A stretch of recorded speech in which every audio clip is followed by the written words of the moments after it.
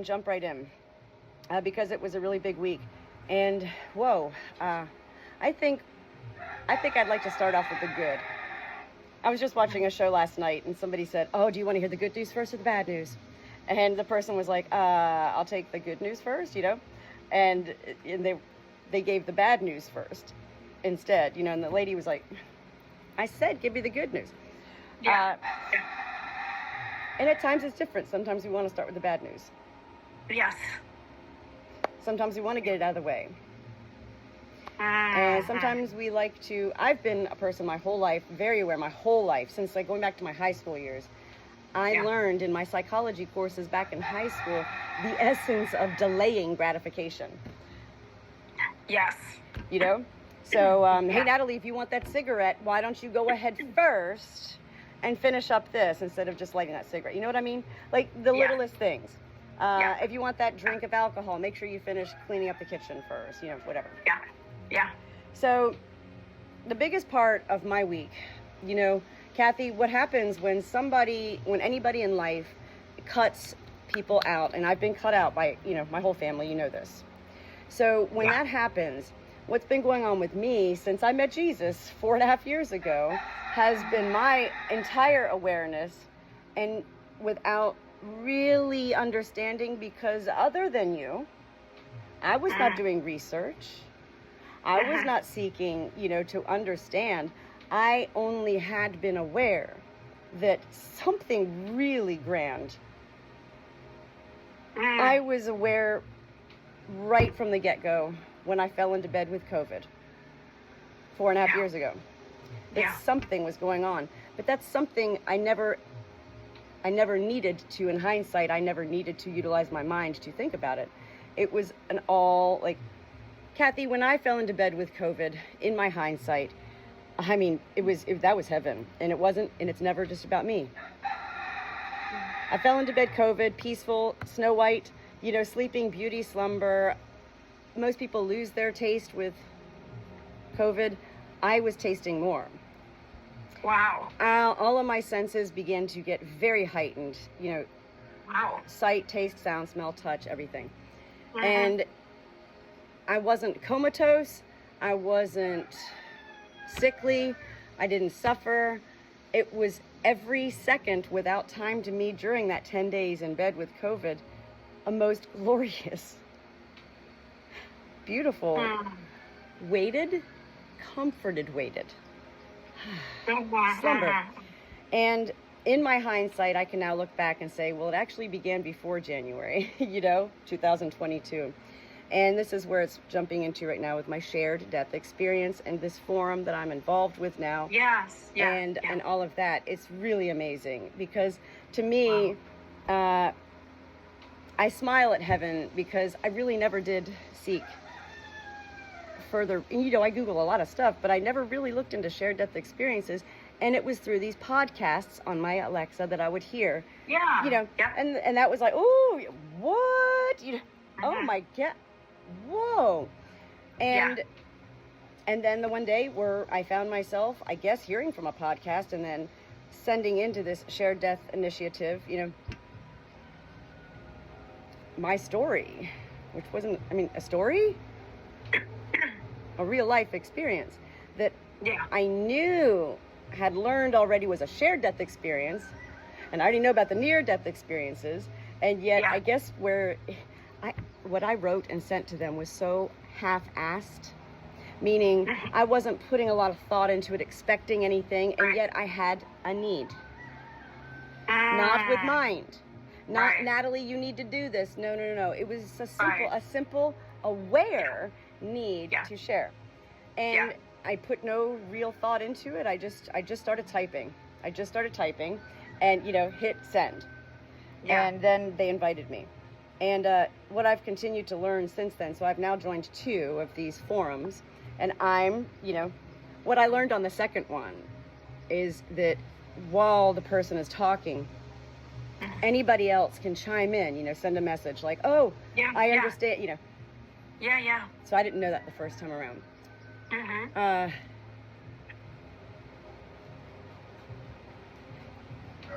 I don't have words. when I'm hearing these people talk, I'm like, and yet I'm fully receiving it through everything, mind, body, and soul. Yeah. And in awe, AWE. Mm. Oh, it's beginning to make sense. The pieces of my puzzle, Kathy, coming together, and this is Jesus, and this is this is what I've said, meeting Jesus for me, and what I'm now learning for a lot of people, and yet Natalie's the different one. With a shared death experience, everybody who not scientifically, but yes, studied. Well, like they said, they know what to look for. A lot of people can claim and create stories. Right. Yeah. And yet, what these persons, therapists, psychiatrists, doctors, are looking for to hear from such persons as myself is the awe, and is the absolute, undeniable, life transforming, altering of your life, like beyond 360. Hold on. Hey, listen, leave her alone. Sorry. No worries. Andy, do your job. So, how do I say this? So two of these forms, and it's twice a month. I'm so grateful because I'm also aware, again, without thought, I don't need to think through a lot of this. I'm so grateful to be a passenger right now. And this is one of my new terms from heaven that I've learned in the past few months. You know, there's God as the pilot. You know, I'm the co-pilot. Sometimes I'm going to be in first class as a passenger. You're up next, Natalie. You're going to be special treatment. And sometimes I'm meant to just be, you know, in the regular part of the plane, a regular passenger. Just there. Yeah. And that's where I'm at right now with this shared death experience group. I'm not meant to jump in and be like, let me tell you about my meetings with no. Heaven wants me to be back and fully receiving everything, because it is really helping me to organize what for 4.5 years has been just floating around inside of me, you know, every which way. Gotcha. Yeah. Not with chaos, never chaos, not with dysfunction, never with dysfunction. Yeah. And yet it's just always there, and it's a lot, because what I share with you 99 weeks now, I'm like, I mean, somebody else can be like, I saw a white deer today. Right. You know, but Natalie, I go and read Psalm 61 on a rock. Yeah. What I've continued to learn the past two shared death experience forms is, whoa, it all makes sense to me now with all that. I didn't even think about these things. You know, I immediately that's when I began writing my life in journeys. Journey number 1 began January 2022 when I fell into bed. And at that point, it also that was my journeys into the parallel skies. At that point, I referred to it as 1111, flight number 1111, parallel skies, journey number 1. And I knew then, without knowing, and yet you have to have your mind there somewhere to know. Yeah. Something very special is going on. 4.5 years ago, I began to create the lists of heaven's words. I began to document every day that I read the Bible. Like, why would I care to keep a list of, I read Ephesians 4 today. I read, why would I don't ask why. I knew all these lists that I was creating, and they weren't crazy lists like manic, like I wasn't creating lists of like, let me clean off the table here. No, these are very specific. And this is what I'm beginning to understand further. This is what happens with the shared death experience, because a near-death experience is yourself, whoever's in that near-death experience. You're experiencing, your life review, the knowing that you're dead, maybe, or dying, Yeah. But when it's a shared death experience, well, I'm the innocent, I'm the passenger. I was totally unexpecting of this. I never even thought about meeting Jesus. Never. Right. Like, never. Never thought of it. When that person who's dying, which was my father-in-law, for me, well, it's their final wishes. This is how heaven works, And I do now have the understanding that with my father-in-law, I always knew his love of Jesus was real. I couldn't comprehend.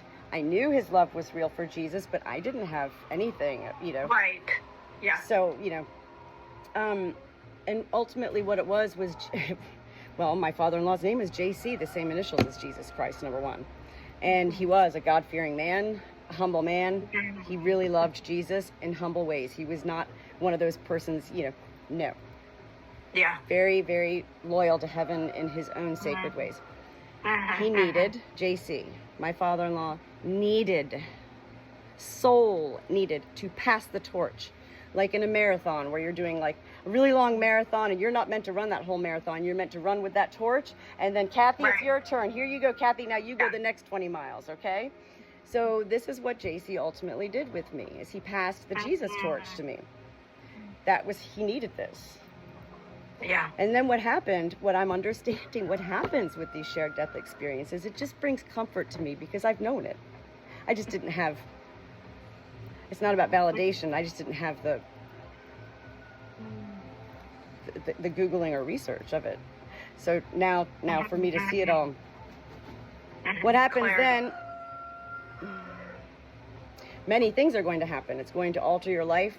It's going to alter your life in ways that are divine, that don't make sense, that do destroy your life to some extent, that bizarre things start happening to you, that these moments are not just a simple moment one day. It was January 28th, 2022, I met Jesus, and yet this whole process began before January, before I fell into bed. Yeah. And it's now 4.5 years since January, and it's still continuing. There's no end. That shared death experience has now become for me a shared life experience with this soul, my father-in-law. It makes sense. And what he's shown me, my father-in-law, not with my eyes, and yet yes with my eyes, what he's led me to, compassed me, is to, discover the compass of my soul, north, east, south, and west, and discover the importance of, in particular, east and west, where the sun rises and sun sets, where the east star is, where the shepherds looked, to find Jesus being born, where I saw my father-in-law's soul, actually saw with my eyes a green translucent orb go over that bridge up.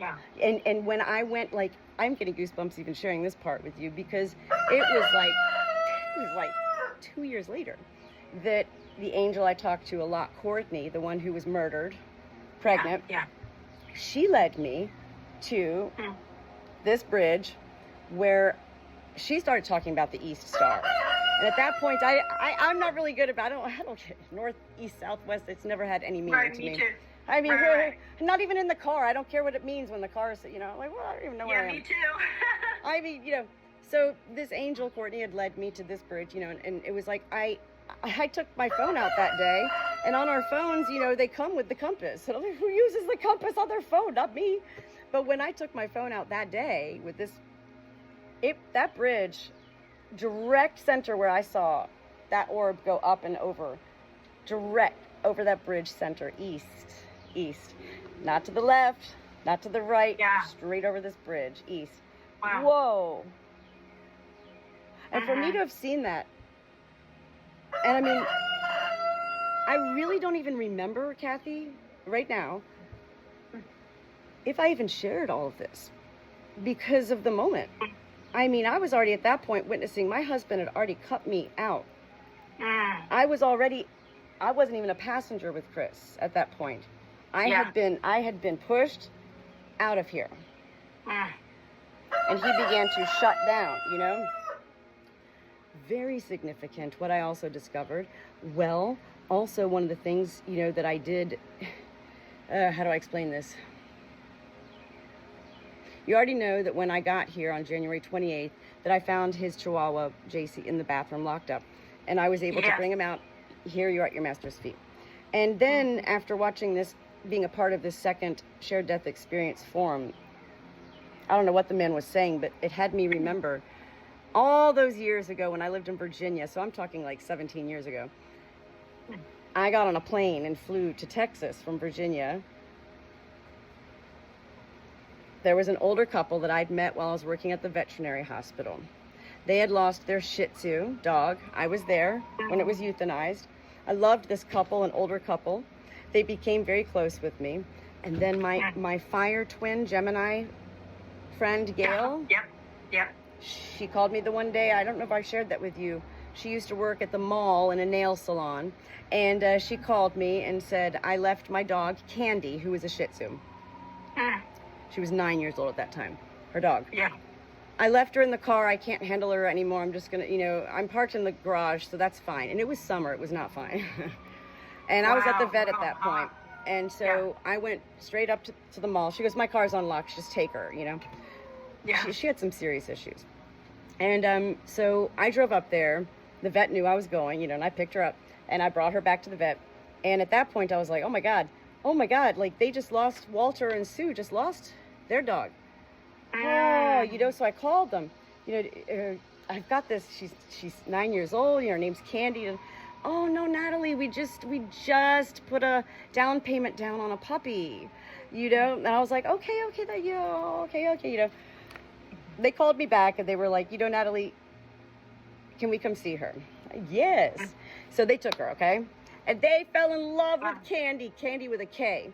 They fell in love with her. She was spoiled rotten. I became very close with Sue Drowns. They're both in heaven now, by the way, Sue and Walter. And I'd go and have tea with her. She was like, I don't even know. She wasn't a maternal figure or she wasn't a grandmother figure. She was a really special, just a person that was placed in my life. I became close with her family, her daughter, who's like about my age. And so they left Virginia and they moved to Texas. And a couple of years later, Sue, had said, her husband was dying and hospice was there and he was in the bed, blah, blah. In my hindsight, I remember going back to that moment 17 some years ago. There was no thought. I literally had never really flown by myself ever, never got a rental car by myself, never booked a motel by myself. Like these were things that were not like I'd never done. And yet here I was online ordering a plane ticket. I'd asked Chris first. I did tell Chris, and he was like, he used to be cool, Chris. He was like, he knew how much I loved these people. Yeah. He knew the dog Candy, But of course, my family had to take that as, what is she doing going to see an old man dying? And anyway, ultimately, Kathy, when I got there, same thing. Candy was locked in a bathroom, barking. And I found myself at that point, and he's in a hospice bed, just like my father-in-law. These are two men. Both of them were in the military, too. Like honored military men. Yeah. I found myself with this man, Walter Drowns, very, very sophisticated, I got Candy out of the bathroom and I explained to the family, I was like, let me just put her on the, This man also, like my father-in-law, were at the point where they were still able, you knew that they were still a little bit there, but they were non-communicative, Right. Yeah. And that's all I needed from this man, Walter, too. All I needed? I didn't need anything. I didn't really know what I was doing. And I was still going on the notion that my family was like going, she's crazy, she's manic, she's bipolar, No, Kathy, I've had a calling my whole life. And it has been my family, unknowingly to my family, unknowingly to me, who has sabotaged a lot of my need to be led by heaven. Yeah. And I was following my family, not heaven. Yeah. Because I didn't know. Right. I don't ask heaven right now at this point why, heaven actually delights going, you understand what you need to understand right now. Yes, this is significant, Natalie, that you've now become further aware of the two men, two military men, two dogs being locked away. And this isn't just about the dog being at the master's feet. Yeah. This was also about the family dynamics and how family pushes everybody else to the side when, and nobody was thinking about these dogs. And yet the two dying men were. What greater comfort could anybody have? This with Snoopy. When you're sick in bed, how about when you're dying? Right. Yeah. To have your furry friend that you love. Yeah. Yes. So those were pretty pivotal moments for me. I've begun to, because heaven has me, I believe, I feel, I've begun to really go through all of my old notes going back to January. I've got it all. I'm very organized, on my phone. Journey number 1, let's reprint this, okay? Let's go ahead and add this to my shared death experience folder. Heaven wants me. Heaven doesn't want me jumping into these forms right now, and just because heaven's like, Natalie, you are the one. I don't, if you ever get a chance to watch the video I shared yesterday from this man. I haven't watched it yet. Oh, it's amazing. And it's just one. He's on there everywhere. But, this is the quickest one. Gotcha.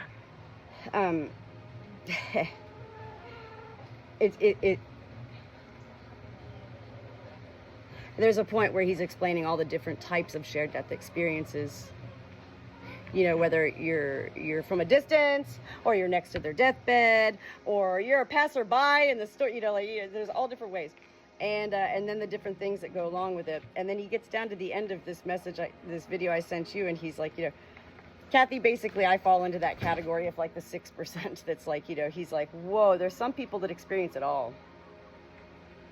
Wow. Not just the one. And he's like, we continue to do these studies. This is a pretty big place. This isn't like something I just, and how did I get here?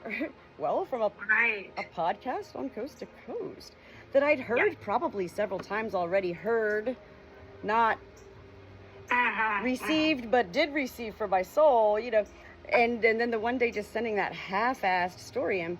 And so when you do ultimately watch this video from William Peters, the shared death experience, talking about his book and shared death experiences, there's no doubt this isn't just something that you sign up for, like you. Right. Yeah. They read my story. It was half-assed. Me, Natalie. Like, there was 50 people in this, so it's not like 5,000 or 5 million. The 2 times I was on there, you can see, on the bottom how many participants are in there. It was like 45 and then 52 people. So this is where heaven wants me right now, and this is where and wants me to really organize, because this is much bigger than I need to know. That's how it is with me. I'm on a need to know basis with heaven. A need to know basis. If I don't need to know, I don't need to know. And I follow. So let's go ahead.